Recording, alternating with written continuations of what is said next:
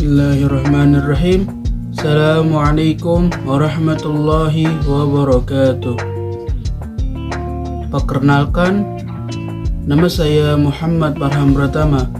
Asal prodi saya yaitu berasal dari Pendidikan Ekonomi A semester 3. Pada kesempatan kali ini saya ingin menuntaskan tugas ujian akhir semester saya, yaitu pada mata kuliah strategi pembelajaran dengan dosen pengampu saya, yaitu Ibu Eka Putri, SPD, MPD.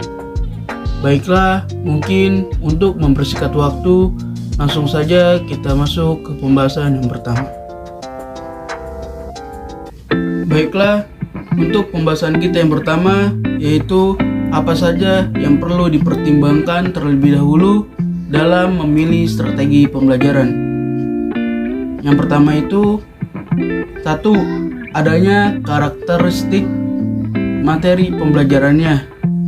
Jadi, setiap mata pembelajaran memiliki karakteristik tersendiri, sehingga perlu disampaikan kepada siswa dengan menggunakan metode tertentu. Lalu, yang kedua, adanya ketersediaan sarana pembelajarannya.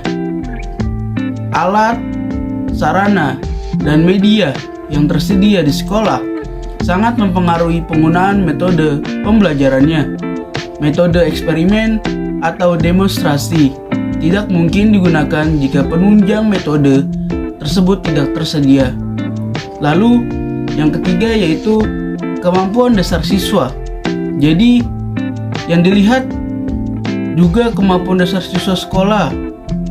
Jadinya, kemampuan dasar siswa di sekolah pedesaan berbeda dengan perkotaan. Ini menjadi pertimbangan untuk seorang guru dalam memilih metode pembelajarannya. Menggunakan metode resitasi dan tugas, misalnya, bisa berjalan baik bila kemampuan dasar siswa berdiskusi cukup memadai. Lalu, yang keempat, alokasi untuk pembelajarannya,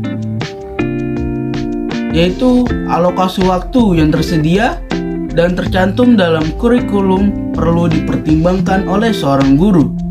Jika waktu tersedia terbatas, maka guru akan memilih metode sederhana seperti ceramah, tanya jawab, dan diskusi. Lalu, untuk pembahasan kita yang kedua adalah apakah strategi pembelajaran peningkatan kemampuan berpikir cocok digunakan pada setiap jenjang pendidikan. Yang pertama, cocok. Menurut saya cocok karena melalui strategi pembelajaran ini untuk meningkatkan kemampuan berpikir, menekankan kepada proses mental siswa secara maksimal sehingga para siswa menjadi paham ketika seorang guru tersebut memberikan pertanyaan langsung ketika guru tersebut memberikan pertanyaannya. Lalu untuk pembahasan kita yang ketiga yaitu apa yang dilakukan oleh seorang guru ketika strategi yang diterapkan tidak cocok kepada siswanya dan juga tidak membangkitkan motivasi siswa dalam belajarnya. Di sini saya memaparkan 5 metode untuk membangkitkan motivasi siswa dalam belajar. Yang pertama yaitu sebagai seorang guru, kita harus bisa meningkatkan kualitas pengajaran kita. Sudah pasti guru adalah sosok menjadi pioner dalam proses kegiatan belajar. Oleh karena itu, seorang guru harus secara sadar diri harus melakukan peninggalan kualitasnya. Tak hanya bicara soal kualitas mengajar pada mata pelajaran yang diampu, lebih dari itu, guru juga dituntut untuk berkualitas dalam aspek psikologi anak. Lalu yang kedua, memaksimalkan fasilitas pembelajarannya untuk lebih membangun motivasi pembelajaran terhadap siswa. Kita sebagai seorang guru harus bisa memaksimalkan fasilitas belajar yang tersedia. Jadi di saat masa PJJ atau pembelajaran jarak jauh seperti ini, pemerintah melalui Kementerian Pendidikan dan Kebudayaan menyalurkan bantuan kuota internet. Selain itu, kita sebagai guru juga sangat dianjurkan menggunakan sarana dan prasarana penunjang kegiatan belajar yang bisa memotivasi siswa agar siswa lebih giat lagi untuk menghadapi ujian sekolahnya. Lalu yang ketiga, pilih metode pembelajaran yang tepat. Sebagai seorang guru, kita harus pandai dalam memilih metode pelajaran yang tepat. Pemilihan metode pelajaran ini bisa menjadi tolak ukur kepada siswa. Apakah siswa merasa jenuh dalam kegiatan belajarnya atau bahkan merasa antusias dengan metode yang diajarkan oleh guru tersebut. Lalu yang keempat, memanfaatkan media belajar. Tentunya media belajar yang menarik dan lebih kreatif bisa menjadi daya tarik siswa untuk belajar. Dengan media yang demikian, fokus siswa dalam belajar bisa lebih ditingkatkan lagi. Adapun media belajar yang bisa menjadi alternatif untuk menunjang kegiatan belajar siswa, yaitu disediakannya berupa video, belajar beranimasi, dan masih banyak lagi yang tersedia di internet. Lalu yang terakhir, lakukanlah evaluasi di saat pembelajaran. Evaluasi pada setiap kegiatan pembelajaran mutlak sangat perlu untuk dilakukan. Hal ini bertujuan melihat efektivitas kegiatan belajar tersebut sudah efektif atau belumnya.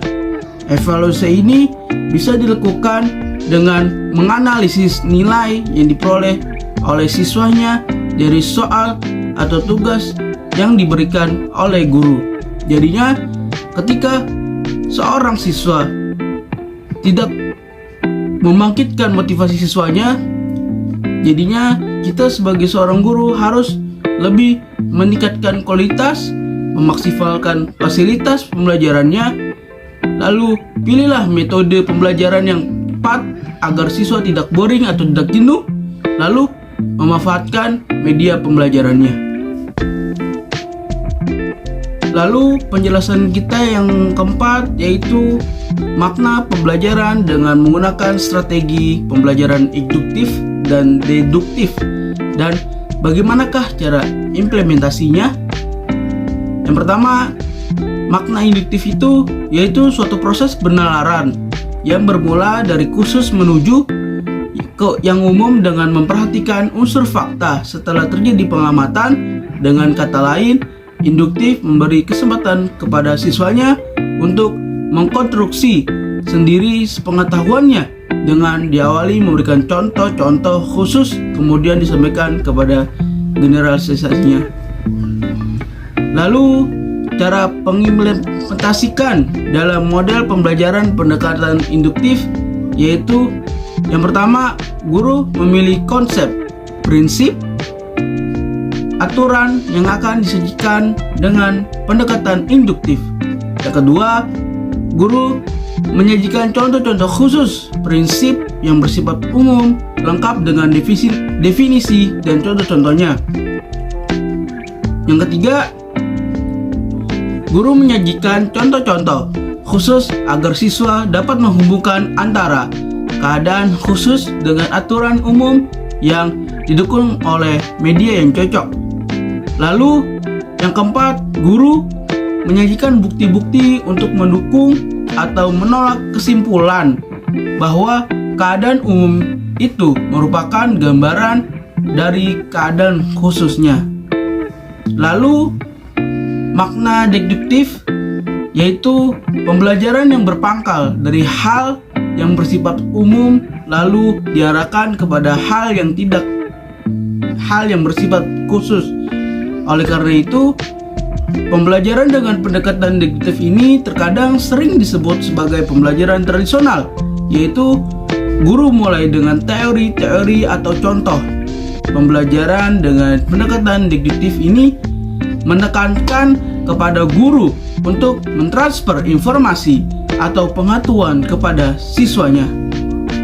Lalu, cara kita atau seorang guru untuk mengimplementasikan dalam model pembelajaran pendekatan deduktif itu sendiri, yaitu yang pertama, guru memulai dengan kaidah-kaidah konsep atau pernyataan yang mana dalam pembelajaran diupayakan untuk membuktikannya. Yang kedua, guru memberikan contoh-contoh yang menunjukkan pembuktian dari konsep yang diambil. Yang ketiga, guru memberikan pertanyaan kepada siswa untuk mendapatkan jawaban dan pemikiran siswa itu sendiri. Yang keempat, siswa memberikan beberapa kategori dari contoh yang diberikan oleh guru tersebut. Baiklah, mungkin hanya ini yang bisa dapat saya sampaikan. Apabila ada perkataan yang kurang berkenan, saya mohon maaf yang seluas-luasnya. Wallahu muwaffiq ila aqwamit thoriq. Assalamualaikum warahmatullahi wabarakatuh.